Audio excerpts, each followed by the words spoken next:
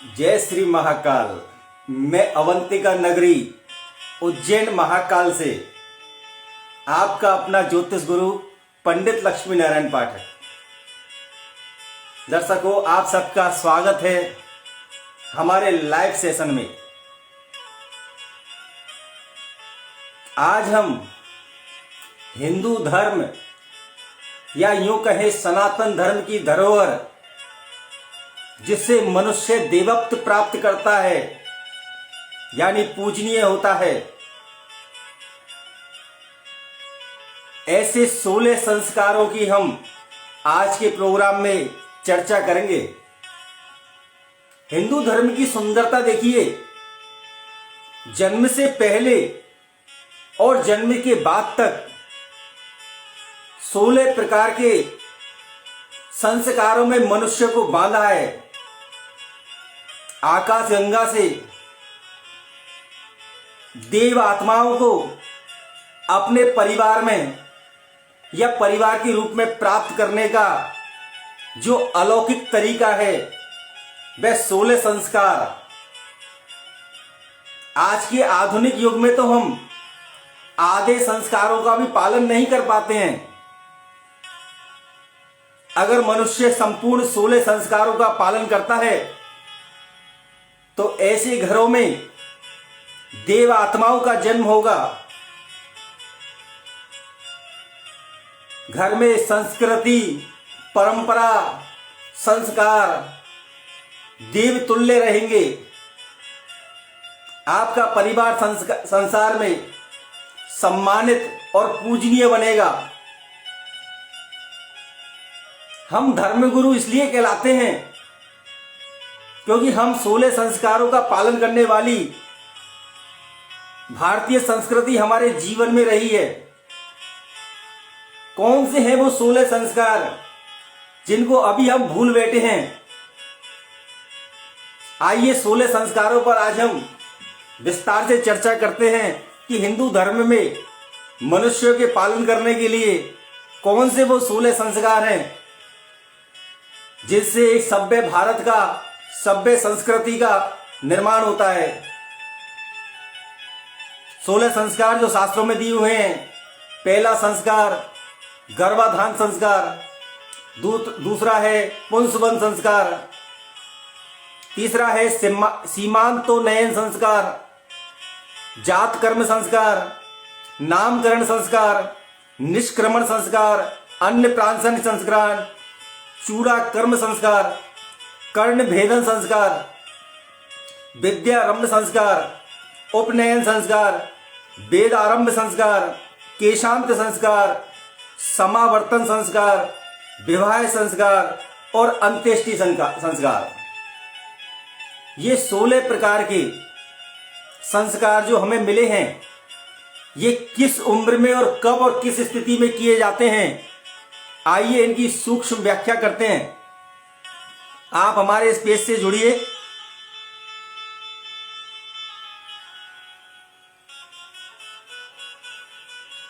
आप हमारे इस पेज का हिस्सा बनते रहिए। 16 संस्कारों में आज हम विस्तार से चर्चा करेंगे।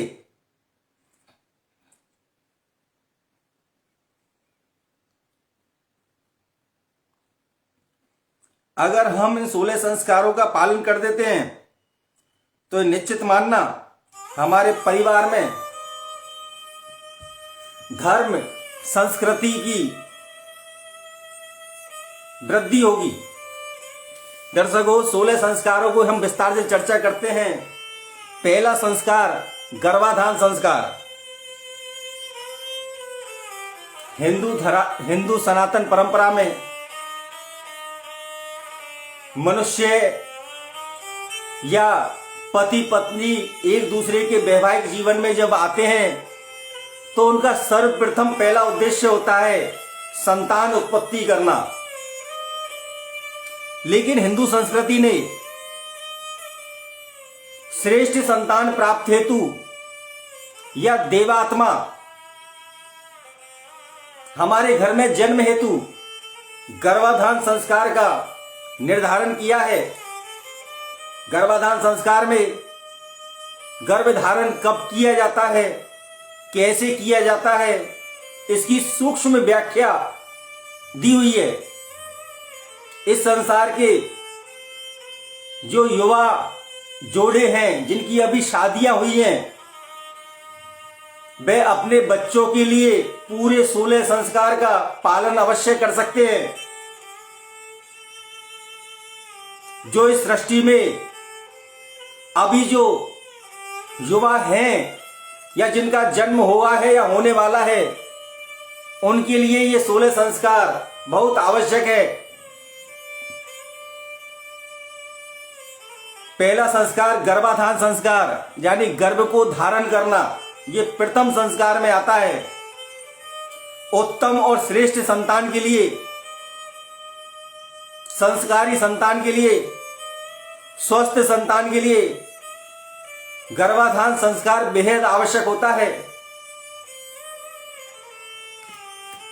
इस संस्कार के माध्यम से सृष्टि में जीवन प्रक्रिया शुरू होती है। गृहस्थ जीवन का पहला उद्देश्य भी यही है। श्रेष्ठ और योग्य संतान के लिए गर्भाधान संस्कार बहुत ही आवश्यक है। गर्भ धारण करने के बाद माता के गर्भ पर कई प्रकार की प्राकृतिक आपदाएं आती हैं। उन प्राकृतिक आपदाओं से बचने के लिए भी गर्भधारण संस्कार किया जाता है। जैसा कि मनुस्मृति में कहा गया है, निषेकाद बैजिकम चैनो गार्भे चाप मृजते क्षेत्र संस्कार सिद्ध्यश्च गर्भाधान फलम स्मृतम। अर्थात विधि विधान से गर्भ धारण करने से सुयोग्य संतान की प्राप्ति होती है। गर्भाधान संस्कार के शुभ फल से शुक्राणुओं की शुद्धि होती है। गर्भाधारण कैसे करें? जब भी कोई महिला या पुरुष संतान उत्पत्ति की इच्छा रखते हैं तो महिला गर्भ धारण करने से पहले संकल्प और प्रार्थना करे भगवान से, और अपने जीवन में, अपने परिवार में, अपने संतान के रूप में श्रेष्ठ आत्मा का आह्वान करे।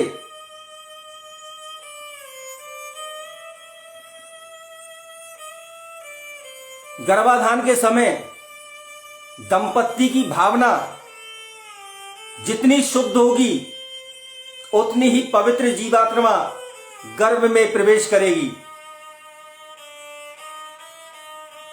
गर्भाधान के समय माता स्वयं भावनात्मक रूप से, मानसिक रूप से, शारीरिक रूप से स्वस्थ अवश्य होनी चाहिए।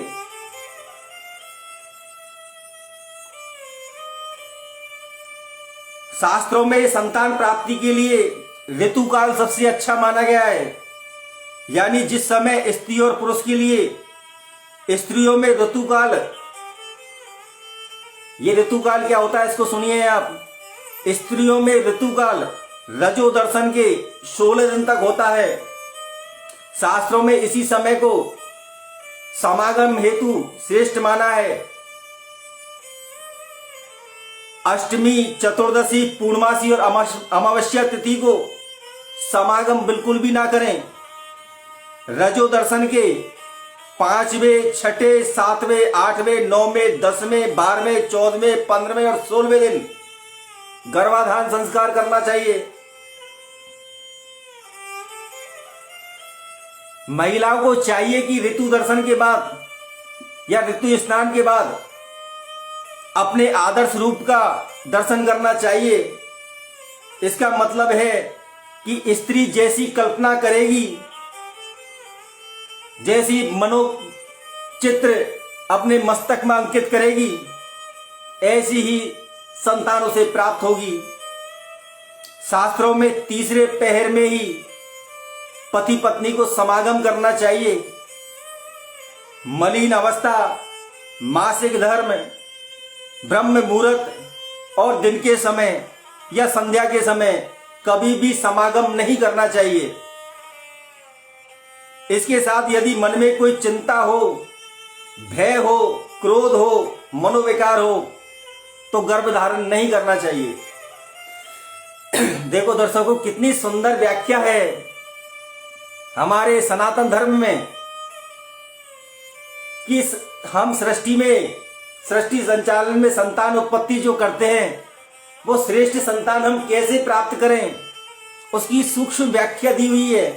पहला संस्कार गर्भाधान संस्कार। गर्भधारण किन स्थितियों में करें, कब करें, किन नियमों का पालन करें, किन नक्षत्र वार तिथियों में गर्भधारण नहीं करें और किन नक्षत्रों में गर्भधारण करें, इसका सूक्ष्म विश्लेषण दिया हुआ है। दूसरा संस्कार पुंसवन संस्कार। जब माता के गर्भ में बालक प्रवेश करता है या माता जब गर्भ धारण करती है, उसके 3 महीने बाद यह संस्कार किया जाता है, पुंसवन संस्कार। इस संस्कार में माता पिता को वैदिक मंत्र सुनाए जाते हैं या माता पिता स्वयं वैदिक मंत्रों का उच्चारण करते हैं, जिससे शिशु की, गर्भ में पल रहे शिशु के जीवन की अच्छी कल्पना कर सकें या अच्छी कामना कर सकें। गर्भ में बच्चे को सुरक्षित रखने के लिए वैदिक मंत्रों का उच्चारण किया जाता है, जो दूसरे संस्कार में आता है। तीसरा संस्कार सीमांतोन्नयन संस्कार। यह संस्कार गर्भधारण के 6ठे या 8वें महीने में किया जाता है। इस संस्कार के जरिए गर्भवती महिला को मानसिक बल दिया जाता है, सकारात्मक विचारों से परिपूर्ण किया जाता है। इस संस्कार के दौरान पति ओम भूर्भुवः नयामि मंत्र का जाप करते हुए गूगल की टहनी से पत्नी की मांग को निकालता है। सीमांतोन्नयन का मतलब होता है सीमाएं बांटना, यानी सिर पर मांग निकालना माता के। चौथा संस्कार है जात कर्म संस्कार। यह संस्कार शिशु के जन्म के समय किया जाता है। जब बालक जन्म लेता है तो चौथा संस्कार आरंभ होता है। यह संस्कार उस समय किया जाता है जब नाल छेदन बच्चे का किया जाता है। जाते जात क्रियाम भवेत, अर्थात बच्चे को स्नान कराया जाता है, बच्चे को मधु या घी चटाया जाता है, बच्चे को स्तनपान कराया जाता है प्रथम बार। इस सब का जो उद्देश्य होता है वो सिर्फ इतना सा होता है कि देवी जगत से उस बालक को जोड़ने का उद्देश्य होता है इस संस्कार में, जिससे जातक ब्रह्मा की रचना से परिचित हो जाए, उसके लिए जात कर्म संस्कार किया जाता है। 5वां संस्कार होता है नामकरण संस्कार। यह बालक के जन्म के 6ठे या 12वें दिन किया जाता है।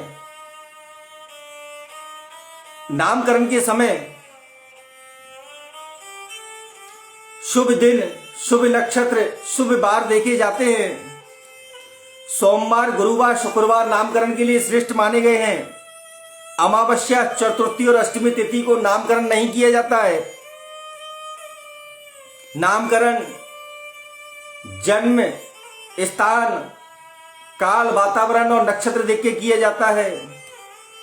हिंदू धर्म के अनुसार जो नाम रखा जाता है वो देवी देवताओं के नामों के विषय में या सार्थक नाम जातक का रखा जाता है, शिशु का रखा जाता है। इसके बाद आरंभ होता है 6ठा संस्कार निष्क्रमण संस्कार। यह 6ठे महीने में किया जाता है, जब बालक 6 महीने का होता है, जब निष्क्रमण संस्कार किया जाता है। इस निष्क्रमण संस्कार में शिशु को पहली बार घर से बाहर निकाला जाता है। उसको सूर्य और चंद्रमा के दर्शन कराए जाते हैं। वैदिक मंत्रों का उसे नाम सुनाया जाता है।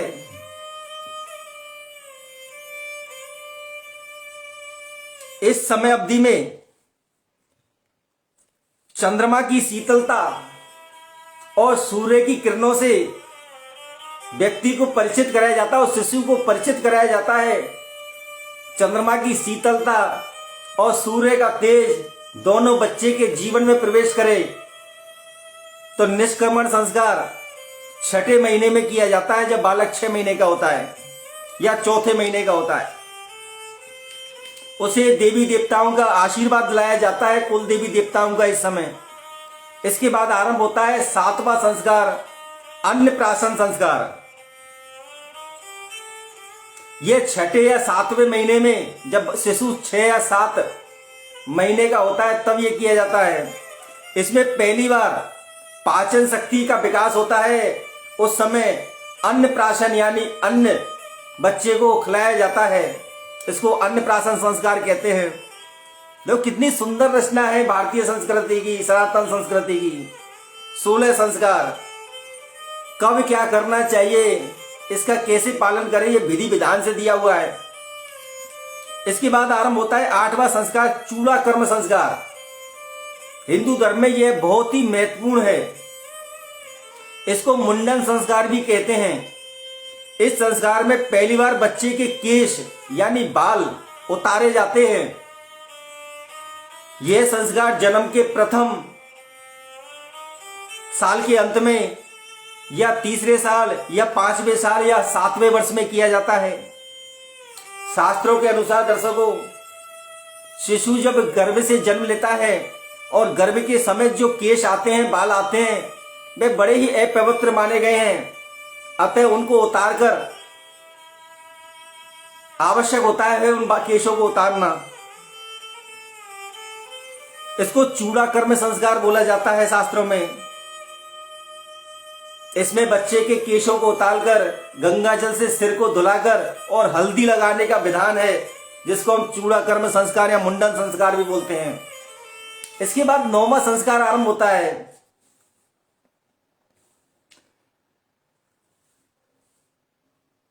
9वां संस्कार है कर्ण वेदन संस्कार। यह संस्कार कर्णेंद्रियां यानी श्रवण शक्ति को या वृद्धि को बढ़ाने के लिए किया जाता है। 6 माह से 16वें माह के मध्य यह किया जाता है, जब शिशु 6 माह या 16 माह का होता है।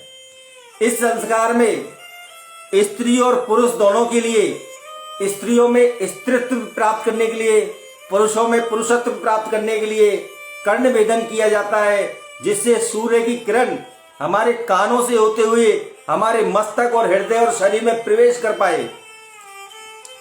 ऐसा करने से व्यक्ति में तेज संपन्न होता है। और जिसका कर्ण वेदन संस्कार नहीं होता है, ऐसा व्यक्ति श्राद्ध करने का अधिकारी भी नहीं होता है। तो ये 9वां संस्कार है, कर्ण वेदन संस्कार। इसके बाद 10वां संस्कार चालू होता है, आरंभ होता है विद्या आरंभ संस्कार, अर्थात शिक्षा। जब बालक पढ़ने की उम्र का हो जाता है तो उसे विद्या ग्रहण करने के लिए, शिक्षित होने के लिए, ज्ञानवान होने के लिए विद्या आरंभ किया जाता है। इसमें मां सरस्वती, गणेश जी की पूजा करवाई जाती है।